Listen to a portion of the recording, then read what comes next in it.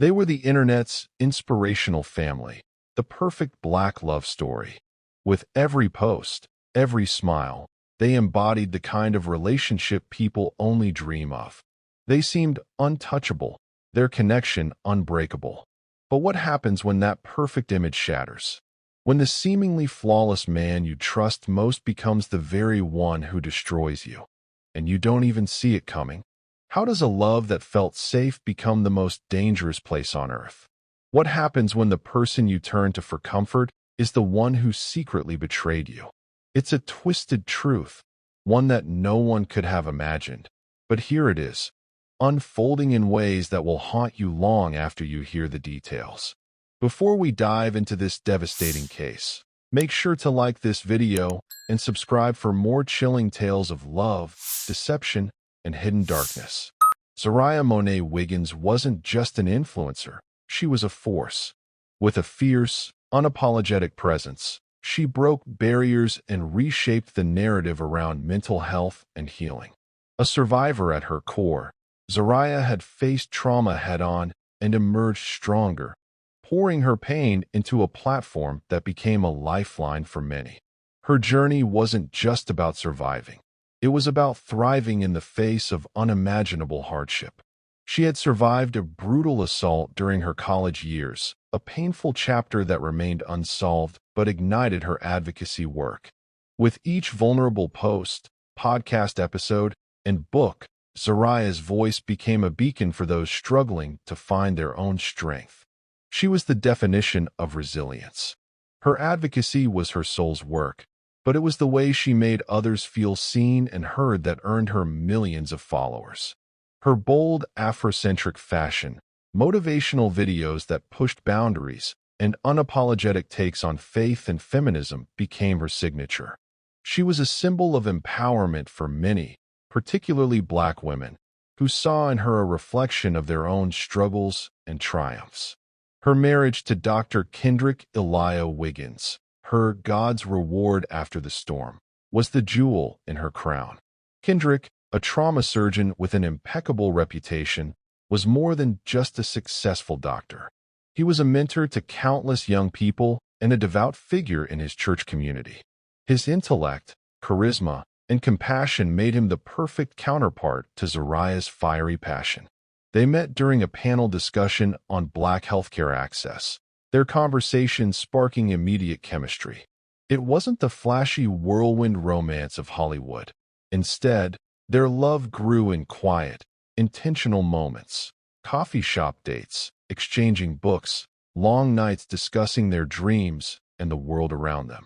Their engagement was a quiet, beautiful moment shared with their audience in a viral video, and the wedding livestream captured the hearts of nearly 500,000 viewers. The world watched as they became the epitome of a love story everyone wished they had. Together, Zariyah and Kendrick raised two daughters, Mireya and Noelle, who became the stars of their family's online content. Their home was a sanctuary of love, education, and positivity, a place where their community found refuge and inspiration. The internet hailed them as Black royalty, a perfect family that represented the dream. But as the carefully curated images and posts filled the feed, there were cracks, small, barely noticeable at first, that hinted at a much darker reality. The world saw their perfection, but beneath the surface, secrets lurked in the shadows, waiting to destroy the beautiful image they had so carefully built. What no one knew, what even Zariyah didn't know, was that before their perfect love story began, Kendrick had lived a life steeped in darkness, one that would forever tie him to the woman he had come to call his wife. A secret buried so deep that it never once surfaced in their years together, even as they built a family, a life, a brand that the world admired. But beneath the polished surface of their relationship, Kendrick's past festered in the shadows, quietly waiting to unravel everything. Over a decade ago, before the accolades, the prestigious career, and the image of the perfect husband, Kendrick had been someone else, someone unrecognizable to the man he had become. Med school had been his first taste of power, and with it came an insatiable need for control. It started subtly, with voyeurism, watching, observing, feeling like he could manipulate the situation without ever truly engaging. But control isn't satisfied with the surface. It's a hunger that grows, slowly, until it can't be contained anymore. In 2013, that hunger spiraled out of control. After a charity fundraiser, in the early hours of the morning, Kendrick drugged a 19-year-old college student, Zariyah, and raped her. The act itself was horrific, but it was the silence that followed that allowed him to continue living his life, untouched, undisturbed. Zariyah had reported it, had gone through the gut-wrenching process of the rape kit, of reliving the trauma to give evidence. But with no known suspect and limited evidence, the case went cold, leaving her in the dark, unaware of the man who would later become her husband. The very man who had taken something from her that she could never get back. Kendrick watched as she healed, no, as she thrived. Zariyah had turned the worst thing that had ever happened to her into something powerful. She became an advocate, a voice for the voiceless, and unknowingly, a beacon of hope for the very person who had stolen her dignity. Kendrick convinced himself he had changed, that he wasn't the same man who had committed the unspeakable act. He rationalized that burying the truth, leaving it in the past, was the only way to protect the life they had built. He married her, and with every moment of joy, every success they shared, he convinced himself that his past no longer mattered. But guilt, like a poison, never really leaves. It just waits quietly, patiently, until the weight of it becomes unbearable. Kendrick, ever the control freak, kept the evidence. He had held onto it like a shield, in case the truth ever came to light. It was a dangerous game he played, and one he would soon regret. Because no matter how tightly he held onto the past, it had a way of creeping back into the present, ready to destroy everything. It started with something small, a seemingly innocent moment that would set off a chain of events that none of them could ever undo. Zariyah was sitting at the kitchen table, helping Mireya with a school project about family legacy. It was a project that required digging through old photographs, a walk down memory lane to show the depth of their family history. That's when she went looking through Kendrick's office, searching for the perfect images to share with her daughter. But it wasn't a photograph that caught her eye, it was something far more sinister. There, hidden inside a hollowed-out textbook, was a dusty hard drive, the red sticker on it standing out against the worn leather binding. It wasn't labeled with anything recognizable, nothing that would indicate its contents. Something told her to open it, something deep inside that urged her to look, though she couldn't have known just how much that single decision would change everything. When she plugged it in, the screen filled with a series of video files. Dozens of them. Some in medical settings, others in hotel rooms. Each one was tagged with initials and dates, none of them familiar. And then she saw the file dated October 12, 2013. She didn't know why, but she clicked it. What she saw was the very thing that shattered her world. She saw herself, barely conscious, bruised, exposed. It was like looking at a ghost, someone she no longer recognized. She wasn't alone in the video. Her heart pounded as she watched the footage play out, helpless and broken.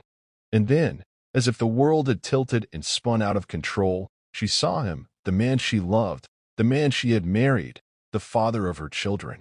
Kendrick, her husband. Her mind couldn't process the images fast enough. She screamed, loud, guttural, and raw. A scream that carried the weight of years of love, trust, and lies all at once. It was as if the ground beneath her feet had disappeared, leaving her to drown in the horror of what she had just discovered. When Kendrick walked through the door later that evening, the house felt different. Zariyah was waiting for him. She was shaking, her face pale, her breath coming in ragged gasps. And in her hand, the hard drive, her weapon, her evidence. She didn't give him a chance to speak before she confronted him. "How could you?" She screamed, her voice a mixture of disbelief and rage. She recorded everything, the shouting, the denial, the eventual confession. Kendrick's face twisted in panic as she showed him the video, the one that exposed the truth she never knew. He tried to deny it. He swore he didn't know it was her in the video, that he was sick back then, that he had changed. His words were desperate, pleading. He cried, his tears as fake as the persona he had built over the years. He begged for forgiveness for her to understand that the man he was now wasn't the man who had done such an unforgivable thing. But the damage was done. The truth was out. The facade of their perfect life crumbled, and there was no coming back from it. The love, the trust, the family, they were all shattered in an instant. No amount of pleading could erase what had been exposed. And Zariyah? She was left standing there, staring at the man she thought she knew, realizing the horrifying truth that would haunt her for the rest of her life. Zariyah couldn't stay. The weight of what she had discovered was too much to bear, too much for her to even begin to process in the place that once felt like home. She packed what she could in a rush: clothes, toiletries, her daughter's favorite toys, and fled to her sister's house, away from the life she had built with Kendrick. Her heart was shattered, her trust destroyed. She couldn't even look at him anymore. The man she loved, the father of her children, had been hiding a monster behind his smile for years. As soon as she arrived, she called the police. She handed over the hard drive, the evidence that would finally expose Kendrick's darkest secret. It was a brutal decision, one that would forever change their lives, but there was no other choice. Kendrick had crossed a line that couldn't be erased. The law had to take its course. 2 days later, Kendrick was arrested. His life, once so carefully curated, came crashing down. But it wasn't just the loss of his career or the public humiliation that tore him apart. It was the guilt, the realization that everything he had worked for, everything he had built, was lost. His shame, his failure to keep the truth buried, was too much to bear. He attempted to end it all in the very place that had once been the sanctuary of their love, their bathroom. He survived, but just barely. His physical wounds were severe, but it was the psychological scars that would haunt him for the rest of his life. The fallout was swift and unforgiving. Social media exploded with outrage. Zariyah's followers, those who had once seen them as the epitome of black love, the perfect couple, were blindsided. Some couldn't fathom the truth. They refused to believe it. They clung to the idea that their love was real, that Zariyah was lying, that there had to be some mistake. But for others, the truth was undeniable, and the demand for justice was deafening. The hashtag Justice for Zariyah trended, and the story dominated every headline, every news broadcast, every talk show. Amid the chaos, Zariyah released a tearful video. Her face, once full of strength and confidence, was now etched with pain and heartbreak. "I married the man who raped me," she said, her voice shaking with the weight of the confession. "I raised our daughters with him, and I didn't know. I didn't know." The words tumbled from her lips in a torrent of grief and disbelief, the burden of her trauma and her heartbreak spilling into the world. It was a raw, vulnerable moment, one that stripped away any pretense, any facade. It was no longer about the family they had built, the image they had projected. It was about the truth that Zariyah had lived in the dark for years, a truth that had been ripped from the shadows and laid bare for the world to see. There would be no going back, no repairing the damage. The woman who had once stood as a symbol of strength and love was now a victim, her voice a rallying cry for justice and healing in a world that often turned a blind eye. The media erupted into a frenzy. Every outlet, every news station, every online platform turned their focus to the scandal that had rocked the world. The story of Zariyah and Kendrick Wiggins was no longer just a personal tragedy, it had become a national spectacle. Investigators sifted through every corner of Kendrick's past, and what they uncovered sent shockwaves through the public. Over 40 women were potentially linked to the hidden files on his hard drive, each one a victim of his calculated, twisted obsession. Nurses and patients at his hospital began to come forward, revealing complaints that had been swept under the rug, ignored, or dismissed. The medical boards launched probes, scrambling to understand how such a monster had been allowed to operate within the system for so long. Lawsuits piled up, victims demanding justice and accountability for the man who had been entrusted with so much. But the most chilling pieces of evidence came from the hard drive itself. In the midst of the chaos, a series of voice memos were uncovered. The recordings were intimate, disturbing, journal-like notes from Kendrick himself. In one, he spoke with unsettling clarity. "She's stronger than I ever imagined. Every time she talks about surviving, it's like I'm hearing my own guilt out loud." The words, chilling in their self-awareness, revealed a man who had been living in his own prison of guilt, a man who had been watching Zariyah's rise to fame and advocacy, unknowingly confronting the monster he had once been. Detectives uncovered more of Kendrick's trophies: underwear, photos, vials of drugs, each one a chilling reminder of his dehumanization of those he had victimized. The hard drive wasn't just a storage device. It was his confession box, a place where he could hold onto the evidence of his darkest acts. The realization that he had carefully kept these trophies for years was enough to make anyone recoil in horror. The public, meanwhile, was torn. The debate raged across the internet, on talk shows, and in every corner of social media. Some saw Kendrick as a master manipulator, a predator who had carefully crafted his public image to hide his monstrous side. They called him a psychopath, someone so calculating and twisted that he had managed to pull the wool over everyone's eyes, including Zariyah's. Others, however, questioned Zariyah's role in it all. Could she have known? Was her silence an act of survival or a calculated choice to ignore the signs? Was she complicit, or was she simply a victim in a web of manipulation too complex to see? The questions kept coming, each one more painful than the last. It sparked a firestorm of reactions, debates about consent, trauma bonding, the blurred lines between love and manipulation. People began to ask themselves how such a thing could happen within the confines of a marriage, how Zariyah, who had been an advocate for survivors, could have been so completely deceived by the man she trusted with her life. Was it possible that a woman could bond with her abuser, even love him, despite the abuse? Could there be a twisted form of forgiveness buried deep within the silence? And then, there was the haunting realization that sometimes, perhaps more often than anyone would like to admit, monsters wear wedding rings, hide behind smiles, and stand next to you at the altar. They don't always come with horns or claws. Sometimes, they look just like the man you've built a life with. The haunting truth was that evil could be hidden behind the most perfect of facades, and Zariyah's story was now a painful reminder of that. The courtroom was thick with silence as Zariyah took the stand. Cameras weren't allowed, but sketches of her testimony would soon flood the news cycle. Her voice didn't waver. Her pain was not hidden, nor performed. It was raw, undeniable. "I was raped," she said, "and then I was tricked into loving my rapist, into building a life with him, into making daughters with him. My entire life is contaminated by his lie." Gasps echoed through the gallery, reporters scribbled furiously, and Kendrick sat stone-faced, as if his own wife's words were coming from a stranger. Prosecutors didn't need to embellish anything. The truth was heavy enough. They presented hours of video footage recovered from the hard drive, each file a silent scream, a frozen moment of someone's worst night.